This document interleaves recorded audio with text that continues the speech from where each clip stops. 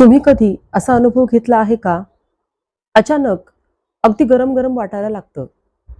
कारण नसताना चिडचिड होते, विसरभोळेपणा वाढतो. रात्रीची झोप बऱ्याचदा नीट लागतच नाही आणि वजनही वाढायला लागतं. आणि मग आपण विचार करतो, माझ्या शरीरामध्ये नक्की काय चाललंय? खरं सांगायचं तर ही तुमची चूक नाही. हा तुमच्या शरीराचा एक नैसर्गिक बदल आहे. तर आज आपण खूप महत्त्वाचा विषय समजून घेणार आहोत. आपल्या शरीरामध्ये पाळीचं चक्र कसं चालतं, ते का थांबतं, मेनोपॉजचे टप्पे कोणते, कोणत्या वयात काय बदल होतात आणि सर्वात महत्त्वाचं शरीरात नेमकं काय होतं, त्यामुळे ही सगळी लक्षणं दिसतात. नमस्कार, मी डॉक्टर हेमा, आयुर्वेद तज्ज्ञ, योगा कन्सल्टंट आणि गर्भसंस्कार कोच. आपल्या सर्वांचं डॉक्टर हेमा या योग परिवारात मनापासून स्वागत. तर चला सुरुवात करूयात. तर सुरुवात करताना सर्वप्रथम आपल्या शरीरात पाळीचं चक्र कसं चालतं हे समजून घेऊयात. तर महिलांच्या शरीरात दर महिन्याला एक सायकल चालतं. साधारण 28 दिवसांची ही सायकल असते. ओव्हरीमध्ये म्हणजे अंडाशयामध्ये अंड तयार होतं. आपलं युटेरस म्हणजे आपली गर्भाशयाची पिशवी ही प्रेग्नन्सीसाठी तयार होते. जर प्रेग्नन्सी झाली नाही तर आपल्या गर्भाशयाच्या आतून जी काही एक लेयर तयार झालेले असतात, जे लायनिंग तयार झालेलं असतं, तर हे लायनिंग बाहेर पडायला लागतं आणि त्यालाच आपण पाळी असं म्हणतो. आता ही सायकल हार्मोन्स कंट्रोल करत असतात. आता पुढचा पार्ट की मग ही पाळी का बरं थांबते? तर जन्मतःच आपल्या ओव्हरीमध्ये मर्यादित अंडी असतात. जसजसं आपलं वय वाढत गेलं की ही अंडी कमी होत जातात. 40 नंतर ओव्हरीची कार्यक्षमता ही हळूहळू कमी होऊ लागते. त्यामुळे हार्मोनचं प्रोडक्शन कमी होतं. त्यातही विशेषतः इस्ट्रोजन हार्मोनचं प्रोडक्शन कमी होतं आणि इथून मेनोपॉजची प्रक्रिया म्हणजे पाळी बंद होण्याची प्रक्रिया ही सुरू होते. आता आपण मेनोपॉजचे म्हणजे पाळी बंद होण्याचे टप्पे हे थोडक्यात समजावून घेऊयात. आता यामधला पहिला टप्पा आहे तो म्हणजे पेरीमेनोपॉज म्हणजे पाळी बंद होण्यापूर्वीचा काळ. तर साधारणपणे 40 ते 45 पर्यंत हा काळ सुरू होतो. काही महिलांमध्ये 35 वयानंतर देखील हा काळ सुरू होऊ शकतो. पेरीमेनोपॉजचा कालावधी हा 2 ते 8 वर्ष इतका असतो. ह्या काळामध्ये म्हणजे पाळी बंद होण्याच्या आधीच्या काळामध्ये हार्मोन्स खूप फ्लक्च्युएट होत असतात. पाळी इरेग्युलर होते, शरीर कन्फ्युजनमध्ये असतं. कधी हार्मोन जास्त तर कधी कमी प्रमाणामध्ये सिक्रेट होतात. आता पुढचा दुसरा टप्पा तो म्हणजे मेनोपॉज. जेव्हा सलग 12 महिने पाळी येत नाही तेव्हा त्याला मेनोपॉज असं म्हटलं जातं. याचं साधारण वय हे 45 ते 50 या दरम्यान असतं. काही महिलांमध्ये हा कधी कधी लवकरही येतो. या काळामध्ये इस्ट्रोजन खूप कमी झालेला असतो. आता यानंतरचा तिसरा टप्पा म्हणजे पोस्ट मेनोपॉज. तर हा मेनोपॉज नंतरचा काळ. यामध्ये काही सिम्पटम्स कमी होतात पण काही बदल हे कायमस्वरूपी तसेच राहतात. शरीरामध्ये लॉंग टर्म इफेक्ट्स या काळामध्ये दिसू शकतात. तर आता आपण या 3 टप्प्यांमध्ये आपल्या शरीरामध्ये मेनोपॉज म्हणजे पाळी बंद होताना कोणत्या प्रकारचे बदल टप्प्यांमध्ये दिसून येतात ते पाहिलं. पण आता आपल्या शरीरामध्ये अशी कोणती लक्षणं पाळी बंद होण्याच्या काळामध्ये निर्माण होतात ते आपण थोडक्यात समजावून घेऊयात. तर यातलं सगळ्यात पहिलं लक्षण म्हणजे हॉट फ्लशेस म्हणजे अचानक शरीरामध्ये उष्णता येणं. काही महिलांना अचानक असं वाटतं की शरीरामध्ये आतून उष्णता वाढली आहे. काही महिलांचा चेहरा लाल होतो, खूप घाम येतो. हे काही सेकंद ते काही मिनिटं टिकू शकतं. आता हे का होतं? कारण आपल्या मेंदूमध्ये एक सेंटर असतो. तो शरीराचं तापमान कंट्रोल करतो आणि इस्ट्रोजन कमी झाल्यानंतर हा कंट्रोल सिस्टीम सेन्सिटिव्ह होतो. शरीराला छोटासा बदलही जास्त उष्ण वाटतो. म्हणून अचानक हीट जाणवायला लागते. आता दुसरं लक्षण म्हणजे झोप न लागणे किंवा झोपेमध्येच अचानक जाग येणं. तर बऱ्याच महिलांना झोप लागत नाही. रात्री मध्ये जाग येते. त्याच्यामुळे सकाळी फ्रेश वाटत नाही. आता हे का बरं होतं? कारण इस्ट्रोजन आणि प्रोजेस्टेरॉन हे हार्मोन्स आपल्या स्लीपसाठी म्हणजे झोपेसाठी मदत करतात. हे हार्मोन कमी झाल्यावर ब्रेन रिलॅक्सेशन कमी होतं आणि बॉडी डीप स्लीपमध्ये जात नाही.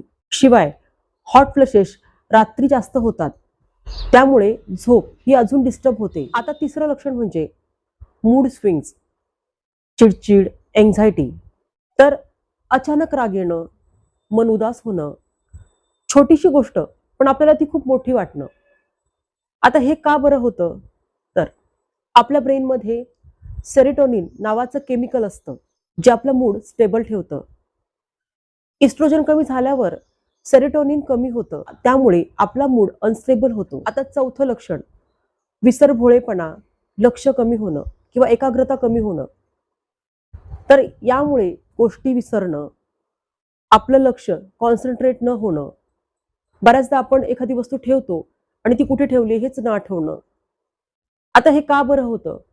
तर इस्ट्रोजन ब्रेनला सपोर्ट करतं, मेमरी आणि फोकस इम्प्रूव्ह करतं. त्यामुळे हे हार्मोन्स कमी झाल्यावर आपल्या ब्रेनचं प्रोसेसिंग स्लो होतं. त्यामुळे विसरभोळेपणा हा जाणवायला लागतो. आता यातलं पाचवं लक्षण म्हणजे वजन वाढ. आणि ही वजन वाढ विशेषतः पोटावर जास्त प्रमाणात दिसून येते. कारण डाएट हा तोच असतो, पण तरी देखील वजन वाढायला लागतं. आता हे का बरं होतं? तर या काळामध्ये आपलं मेटाबॉलिझम स्लो होतं, मसलचं प्रमाण हे कमी होतं, फॅट बर्निंग कमी होतं आणि फॅट हा बेली एरियामध्ये साठतो. आता पुढचं सहावं लक्षण म्हणजे हाडे कमजोर होणं, सांधेदुखी सुरुवात होणं. त्यामुळे गुडघे दुखणे, पाठ दुखणे या प्रकारची लक्षणं आपल्याला जाणवायला लागतात. आता याचं कारण देखील इस्ट्रोजन कॅल्शियम होल्ड करण्यात मदत करतो आणि तो कमी झाला की कॅल्शियम कमी टिकतो. आपल्या बोन डेन्सिटी म्हणजे हाडांची घनता ही कमी होते. त्यामुळे फ्रॅक्चरची रिस्क वाढते. आता पुढचं सातवं लक्षण म्हणजे केस गळणे, त्वचा कोरडी होणे. तर याचं कारण म्हणजे आपल्या शरीरामधील कोलॅजन कमी होतं. त्यामुळे स्किन इलॅस्टिसिटी देखील कमी होते. आता पुढचं आठवं लक्षण म्हणजे हृदयविकाराचा धोका वाढणे. इस्ट्रोजन हार्टला प्रोटेक्ट करतं. ते कमी झाल्यावर कोलेस्ट्रॉल बॅलन्स डिस्टर्ब होतो. हार्ट डिसीजची रिस्क वाढते.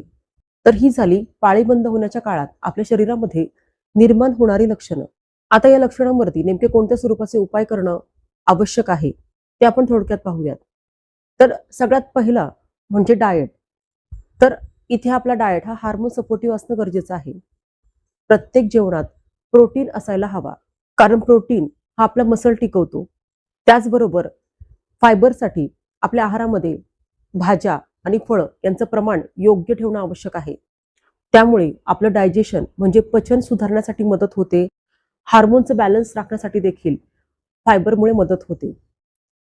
कॅल्शियम रिच फूड आपल्या आहारामध्ये असावेत. त्यामुळे आपली हाडं मजबूत राहण्यासाठी मदत होते. साखर आणि प्रोसेस फूड कमी करणं आवश्यक आहे.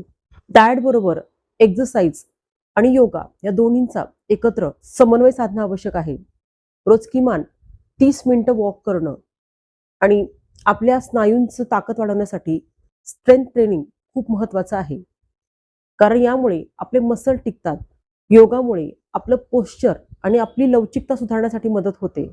त्यामुळे याचा समावेश आपल्या दैनंदिन जीवनात करणं अतिशय आवश्यक आहे. तसेच स्ट्रेस कंट्रोल करण्यासाठी प्राणायाम करणं आवश्यक आहे. त्यासाठी अनुलोम विलोम, भ्रामरी प्राणायाम यासारखे प्राणायाम करणं गरजेचं आहे. हे प्राणायाम स्ट्रेस कमी करण्यासाठी, कॉर्टिसोलची लेवल कमी करण्यासाठी अतिशय उपयुक्त ठरतात.